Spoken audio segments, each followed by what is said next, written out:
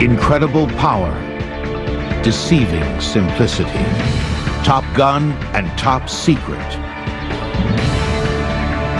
We trust our lives to them.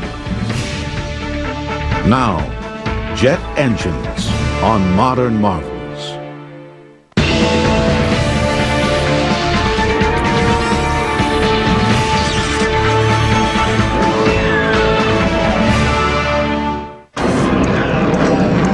The SR-71 Blackbird, in the opinion of many, the greatest airplane ever made.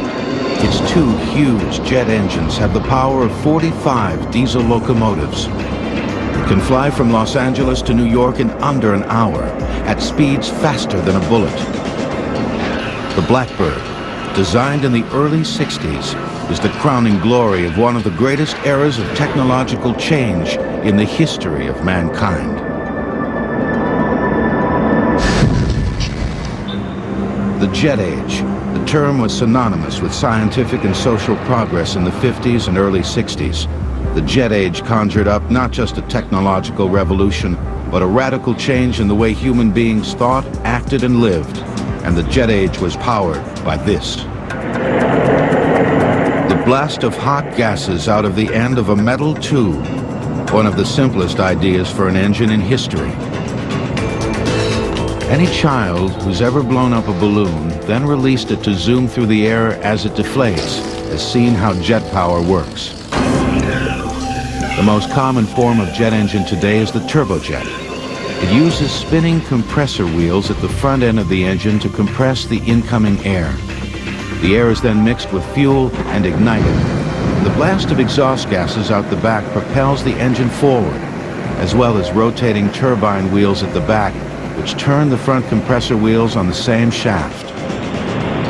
Today's jet engine was a logical progression from a device called a turbo supercharger that was first used in the waning years of World War I to get more power out of military airplanes powered by piston engines.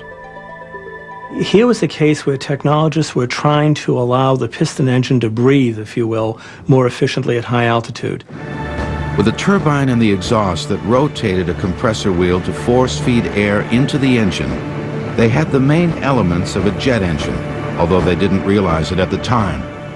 Ironically, for all their insight in developing these turbines, which had to operate in a very high temperature exhaust environment, for all that insight, they missed the significance of directly connecting the turbine to the compressor. Propeller-driven piston-powered aircraft had a built-in speed limitation because propeller blades lose sound.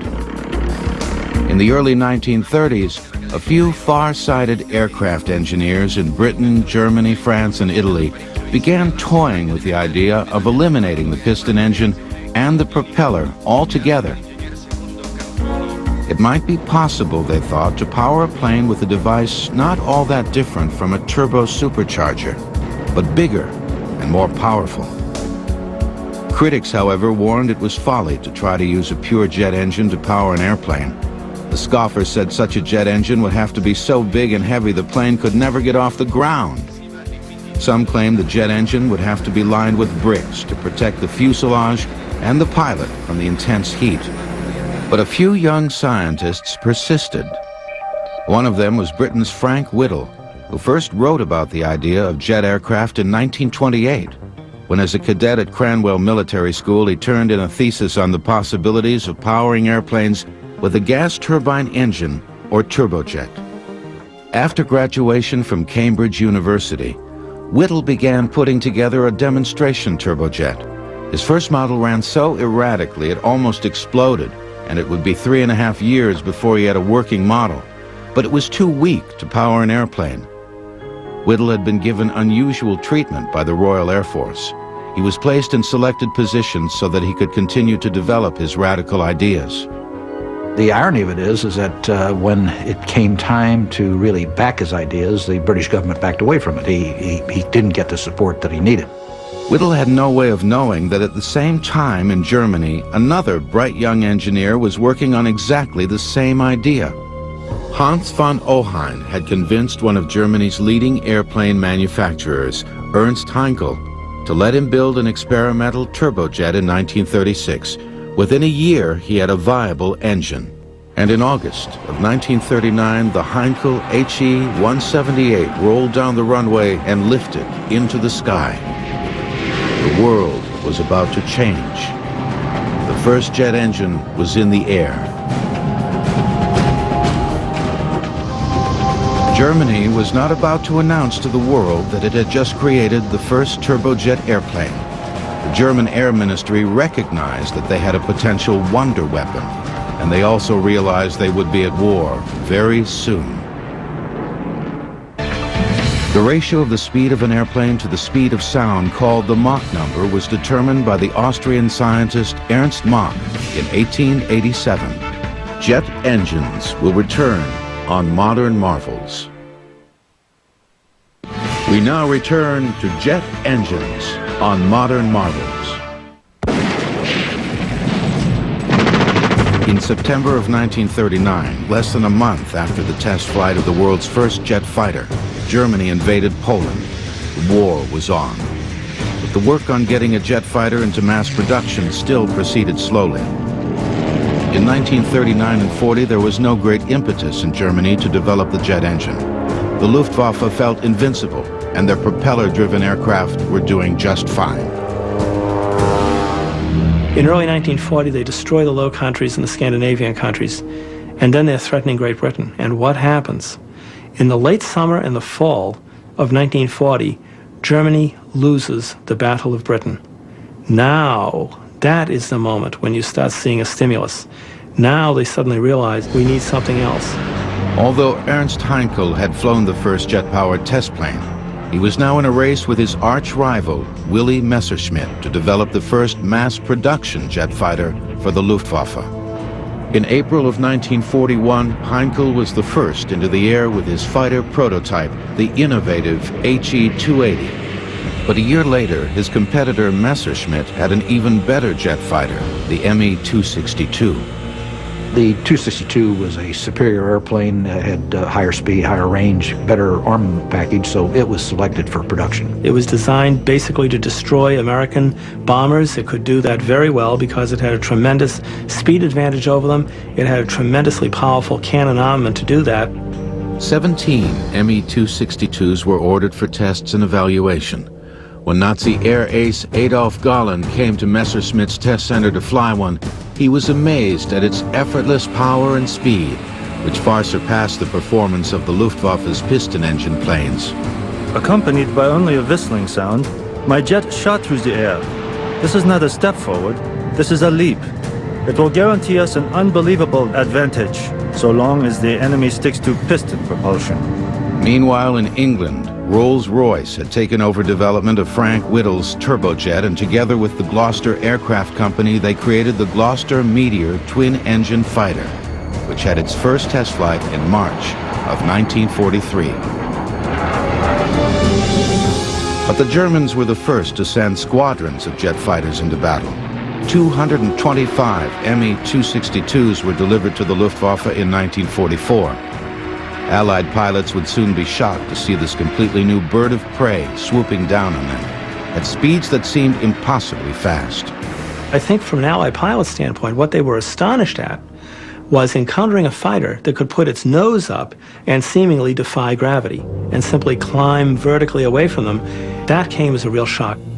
U.S. fighter pilot Bob Hoover, shot down over the Mediterranean in 1944, saw his first jet from a German prison camp.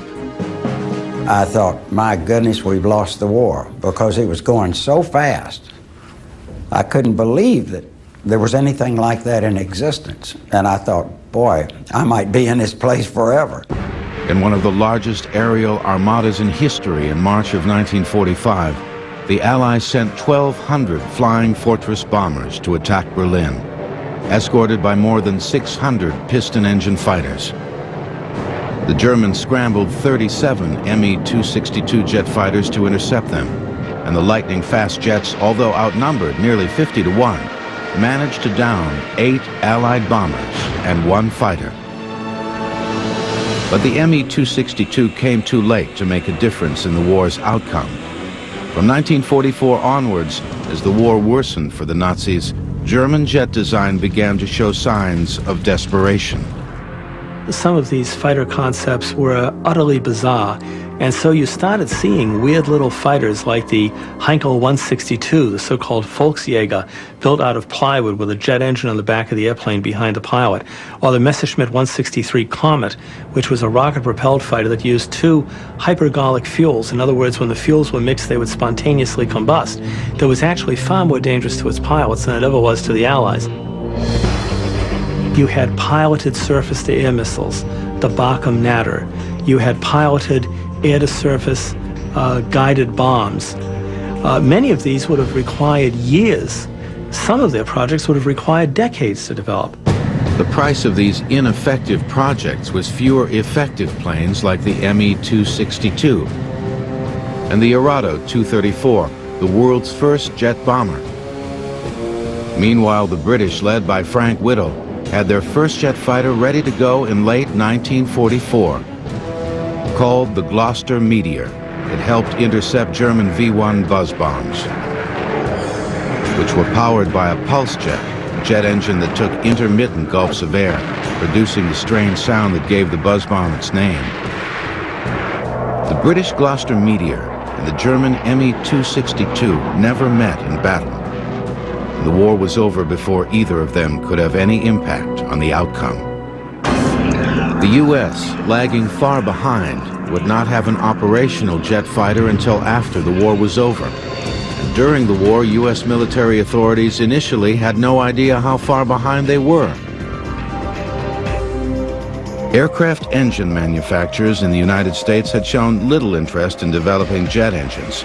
They were making millions selling piston engines to the military. They also had very little incentive to take great, bold leaps, if you will, because of the funding that was provided by the military. The military didn't provide funding for experimental research. If they wanted to do research, they more or less had to get that money from amortizing the profits on production programs. General Hap Arnold of the U.S. Army Air Corps arranged for the importation of Frank Whittle's jet engine technology from Britain to the United States. The General Electric Company in Lynn, Massachusetts, under conditions of great secrecy rivaling the Manhattan Project, began developing an American version of the Whittle jet. The GE engine, based in an American testbed airplane called the P-59 Era Comet, powered the very first American jet airplane. Secret testing of the P-59 began in 1942 at Muroc Dry Lake, California, now known as Edwards Air Force Base, which was used as a training base for young pilots learning to fly piston engine fighters.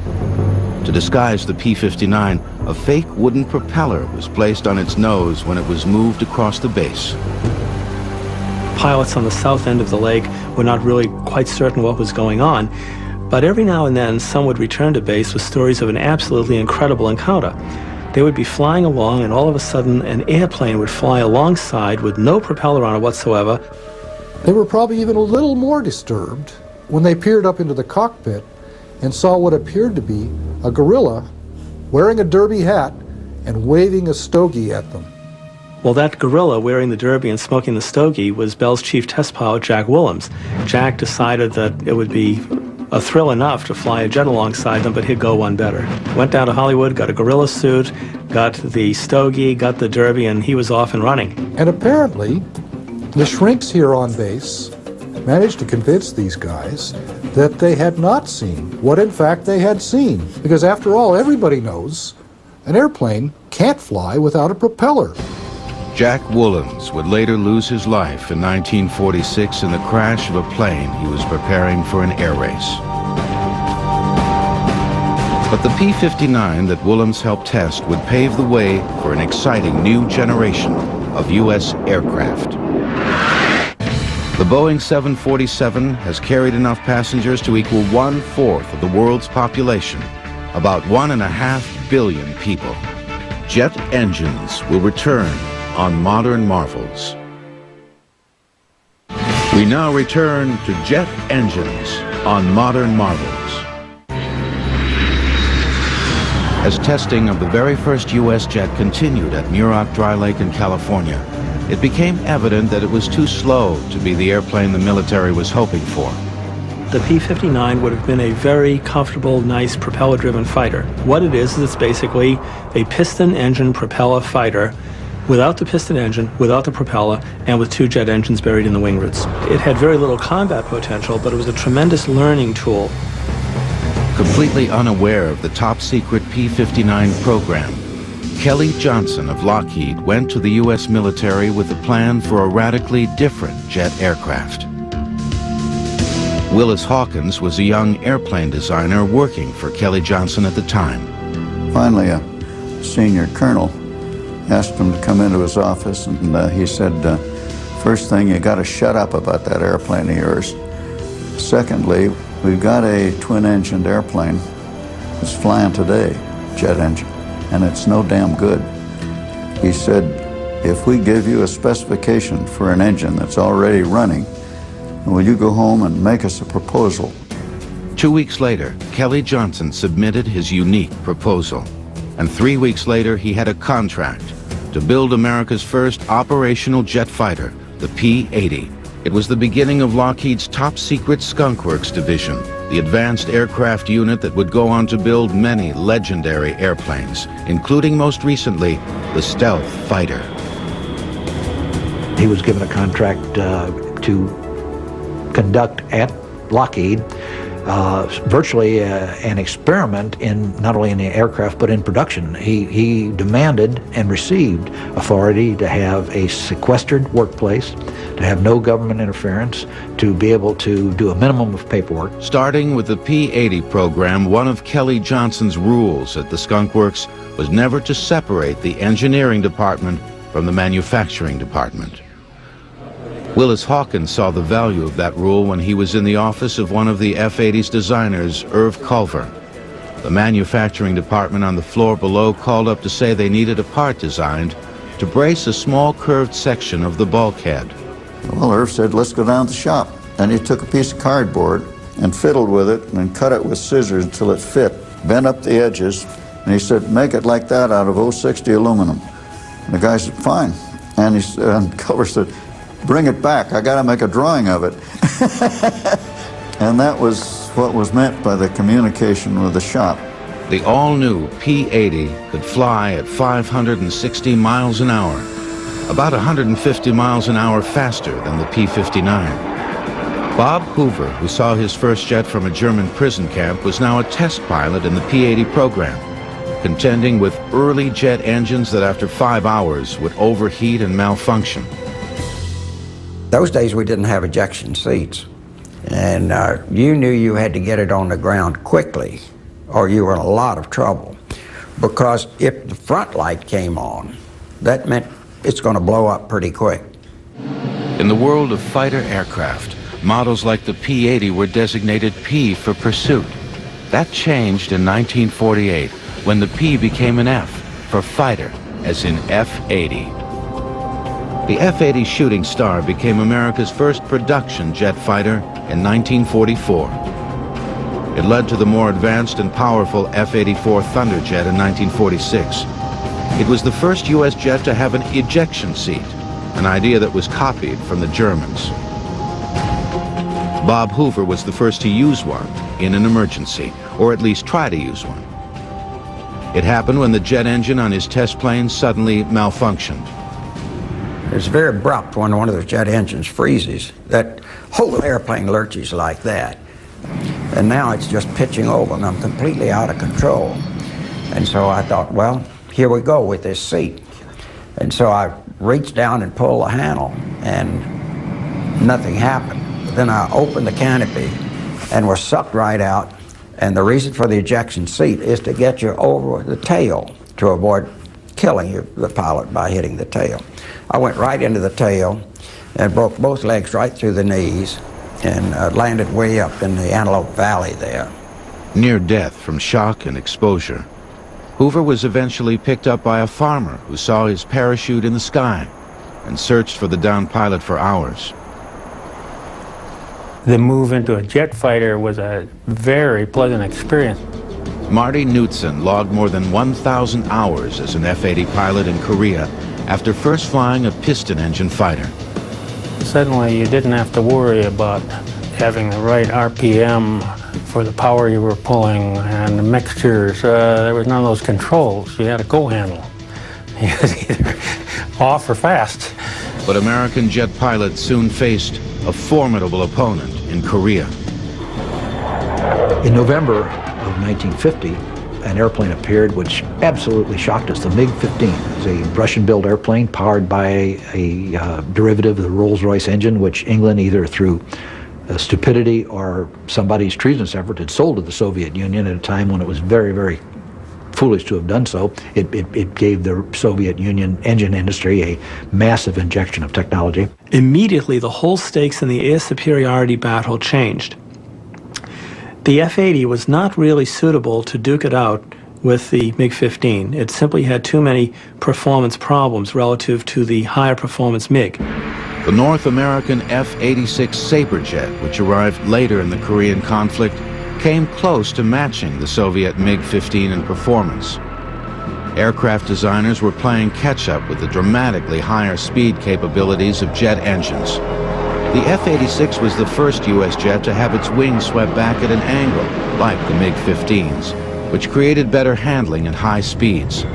The F-86 wasn't quite as fast as the MiG-15, but flown by the better-trained U.S. pilots, the F-86s were just enough to redress the balance in Korea. In the early days, jet development and rocket development were closely related, and both were used to power experimental airplanes. The main difference between the two is that the jet engine uses oxygen in the air for its combustion, while the rocket carries oxygen on board for its combustion. That makes the rocket engine heavier, but allows it to operate outside the Earth's atmosphere. People made very little distinction between them. Both were referred to as jet propulsion. The Jet Propulsion Laboratory, for example, when it was set up, was a laboratory to investigate largely rockets. There was this feeding process back and forth between the two. In October of 1947 at Edwards Air Force Base, Chuck Yeager in the rocket-powered X-1 did something many had predicted would never be done. He flew an airplane faster than the speed of sound. His chase pilot on the historic flight was his good friend Bob Hoover. Oh, it was considered absolutely impossible. There was a wall of resistance that no one could penetrate. With Yeager at the controls flying at nearly 700 miles an hour at 23,000 feet, the rocket-propelled Bell X-1 became the world's first supersonic airplane. But jet engines soon proved they were just as capable as rockets of breaking the sound barrier. In 1953, the North American YF-100 became the first jet fighter to break the sound barrier in level flight. It was powered by the highly successful and versatile J-57 jet engine made by Pratt & Whitney, which had become the second U.S. manufacturer of jet engines along with General Electric.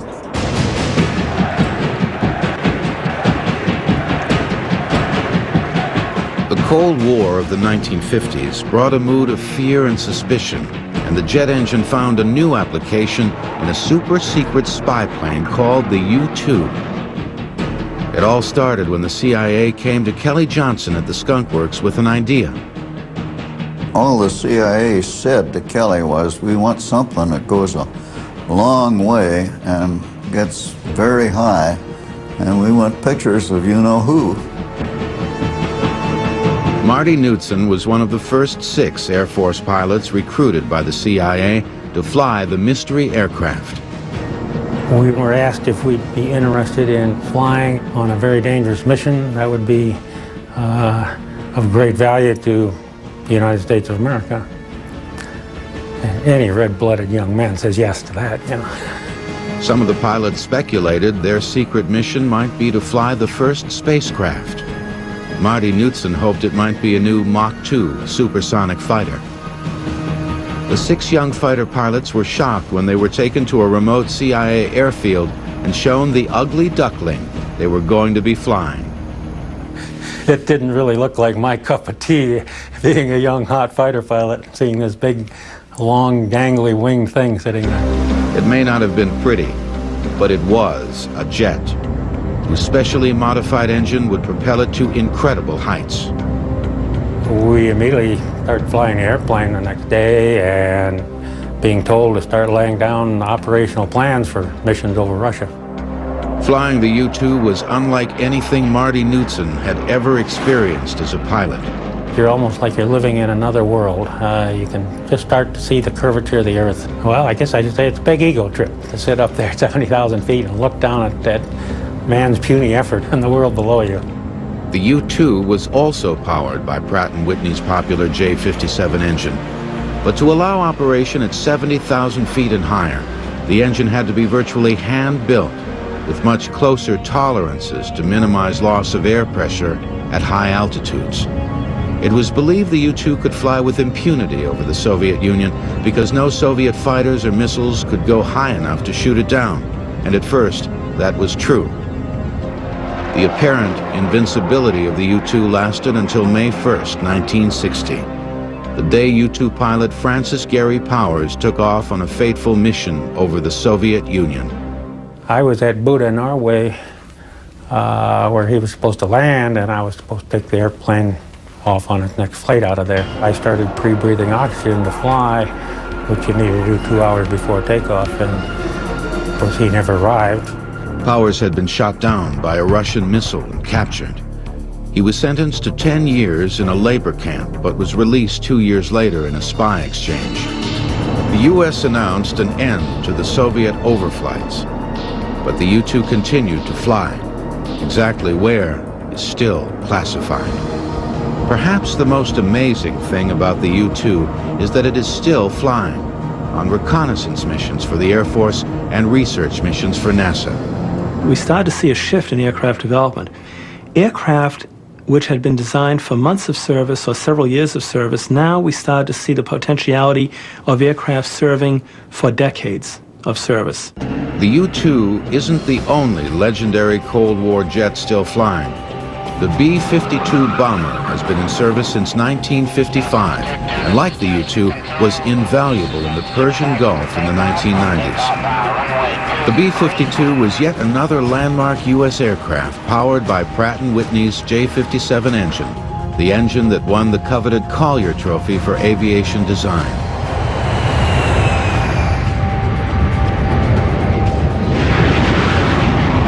The B-52 had 8 J57 engines hanging in double pods below its huge drooping wings. They enabled the world's largest jet bomber to cruise at more than 600 miles per hour and drop its bombs from 8 miles up, beyond the reach of anti-aircraft fire. Walter Boyne flew B-52s as an Air Force pilot in Vietnam. When you have complete air superiority, you could send over a dump truck and drop bombs from it, and essentially that's what the B-52 does. But no one of it would ever anticipated that the airplane would have been flying in 1999 or as it probably will be in 2019. In the Gulf War, the B-52 had 2 roles. In the longest bomber flights ever undertaken, the huge planes would fly non-stop for 35 hours from U.S. air bases to release their cruise missiles and to drop conventional bombs on ground troops as they had done in Vietnam.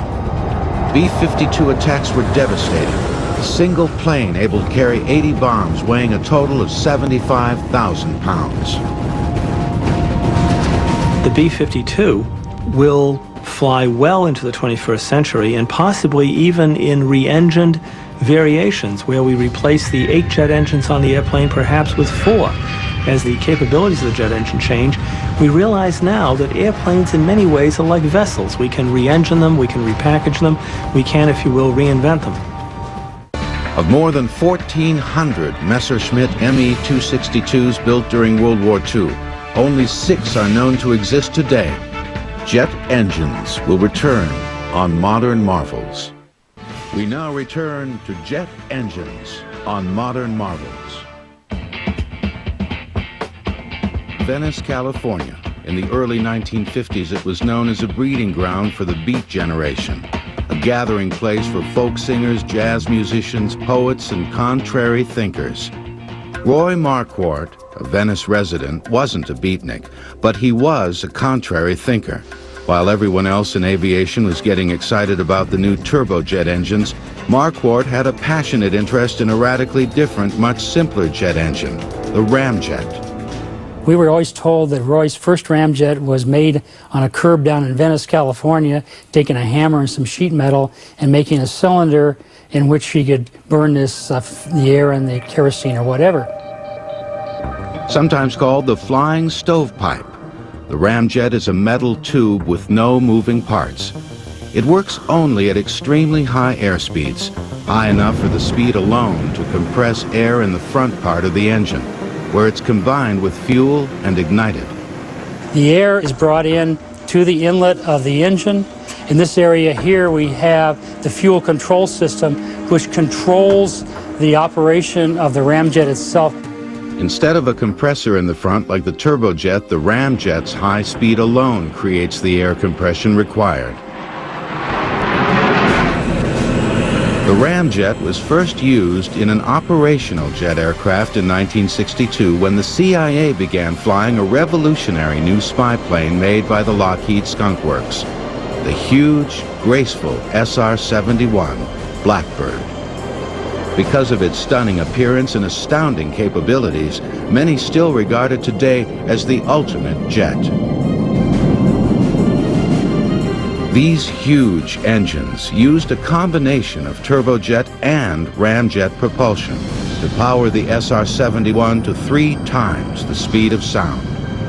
Mythical, almost magical to those who knew it, and especially those who flew it, the now retired Blackbird flew faster and higher than any U.S. jet has to this day.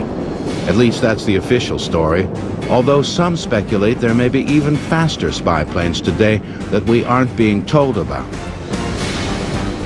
The Blackbird began when the CIA brought a major design challenge to Kelly Johnson Skunk Works.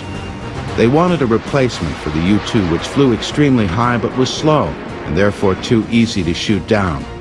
The Skunk Works came up with a plane that could fly much faster, at 3 times the speed of sound, and even higher at altitudes approaching 100,000 feet. One of the strongest deterrents that perhaps we had for aggressors all through the Cold War was that notion of the would-be despot or actual despot sitting down enjoying his cup of coffee or whatever, and then hearing that boom and realizing that he had just been overflown.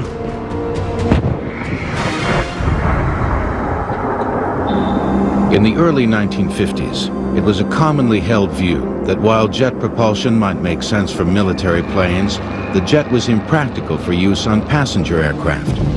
For one thing, the jet was seen as a fuel guzzler and therefore not economically feasible for commercial travel. But that overlooked the fact that the fuel it guzzled was cheap kerosene, not the highly refined, expensive aviation fuel that piston aircraft were using. And there was another economy the airlines were unaware of. Because the jet engine had virtually no vibration compared to a piston engine, there was much less wear and tear on the engine and the aircraft, and the time between overhauls, or TBO, could be increased dramatically. A lot of people think that the success of the jet age was because of the speed. The main factor was the economy. They would take the engines out and find they were just like new. And they'd put them back in again, and then they'd come back again, and they were still like new. The time between overhauls has soared from a few hundred hours on the piston airliners of the early 1950s to more than 20,000 hours on jet airliners today. In 1952, Britain became the first country to put a commercial passenger jet into service. The de Havilland Comet was celebrated as a huge breakthrough in international travel. But success turned to tragedy. After 2 disastrous crashes, all comets were grounded. The problem turned out to be cracks in the fuselage due to metal fatigue, which caused the pressurized cabin to eventually explode. The first passenger jet in the United States, the Boeing 707, went into service in 1958. Its design was influenced by Boeing's B-52 bomber, and it used the same engines suspended from the wing in pods as on the B-52. 707 was a huge improvement over any passenger plane that had ever flown. You can say that the jet age really began when Pan American put the 707 into service, because that was the sustained service. The world never looked back after that. From the 1950s onwards, commercial aviation stopped being the province of an elite. It stopped being the stuff of rolling as people did, red carpets out to an airplane as passengers boarded. It now became a mass means of communication and travel. In 1958, more people flew across the North Atlantic than sailed across it that year. Within 10 years, world passenger air travel had quadrupled. There was a famous picture on the cover of Life magazine, and I think it showed 42 airplanes lined up waiting to take off at Kennedy. And it was becoming evident that the air lanes, and especially the busy hub airports, were becoming congested. And the answer was a bigger airplane. In 1970, Boeing, working in cooperation with Pan American Airways, produced what is still the biggest passenger jet ever, the gigantic 747. It was more than twice the size of a Boeing 707. The 747's 4 jet engines are so huge, you can stand inside the intakes. Today's 747 is very different from the one that came out in 1970. The engines make half as much noise, use 17% less fuel, and are more powerful. The original 1970 engines had about 20,000 horsepower at takeoff, and today's engines have about 5,000 more. It can carry more than 60,000 gallons of fuel and has a range of more than 8,000 nautical miles. That means its gas mileage is about 750 feet per gallon. The first 747s in the early 70s sold for $21 million. Today, a 747 will cost you $170 million. And you can order your choice of engines from either General Electric, Pratt & Whitney, or Rolls-Royce. It's been the flagship of the world's airlines now for almost 30 years. So it's time for another one. The next big development in air passenger travel will be just that, big.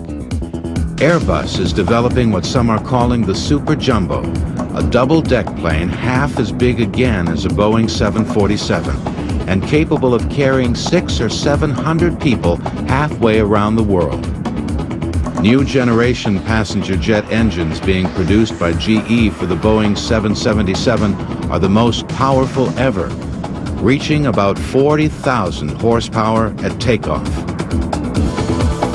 Nearly 30 years after Chuck Yeager broke the sound barrier, the Concorde carried the first supersonic passengers in 1976. The Concorde's 4 engines, developing about 16,000 horsepower each at takeoff, propel it to twice the speed of sound.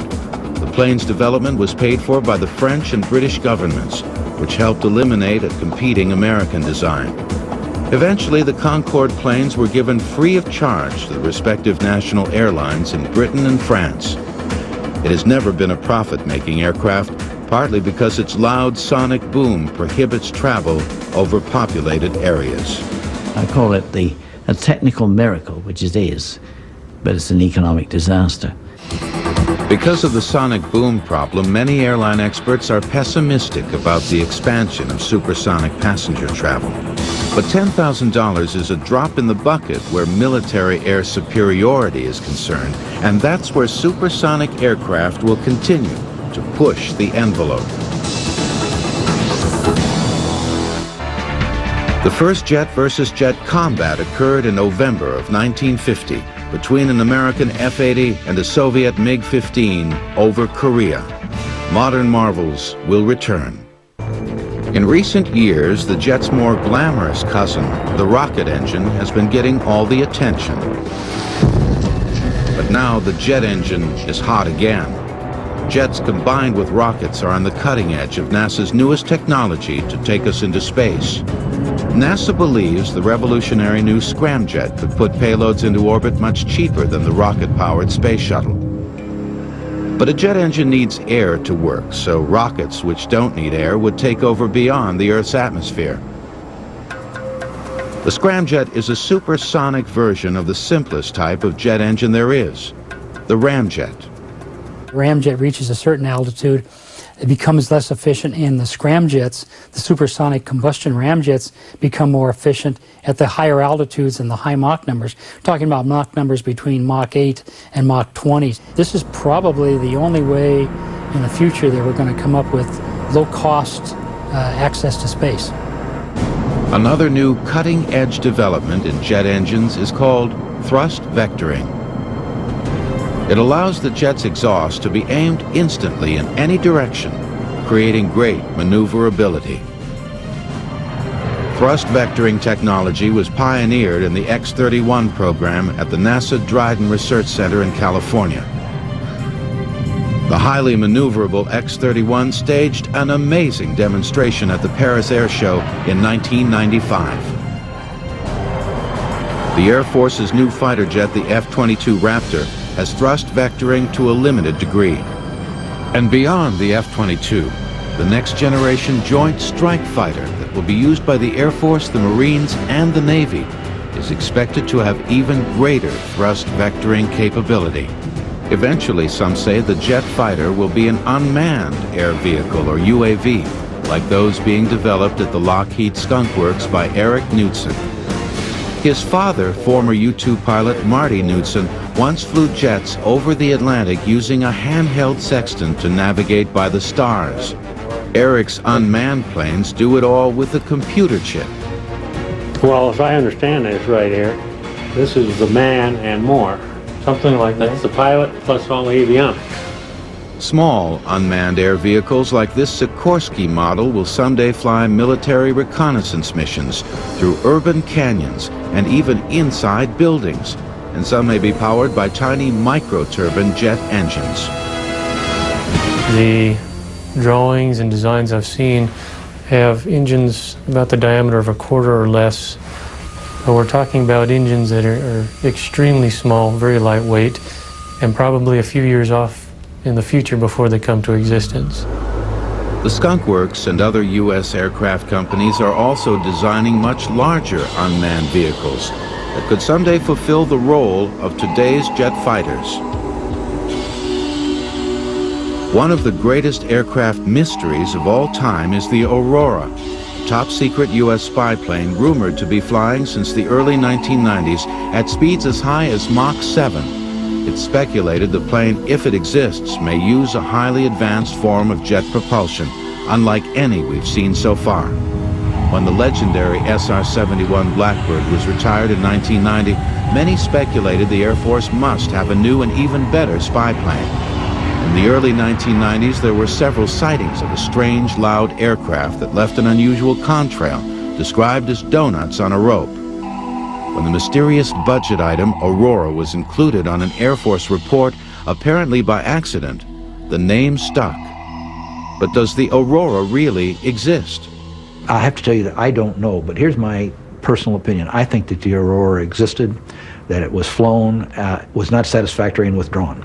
Now, that may be completely wrong, but that's my opinion.